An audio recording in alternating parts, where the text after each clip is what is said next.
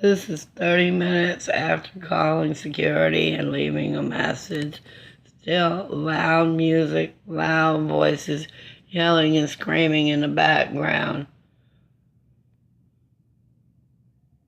I don't know if it's audible on the video or not, but it's clearly audible in my bedroom, and it's 11 o'clock at night, and I've been dealing with this for 5 hours straight.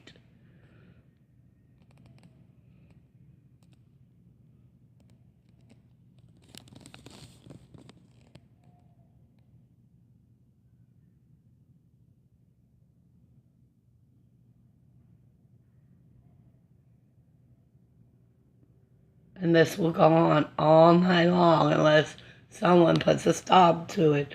But non-security never shows up, ever. Neither does APD.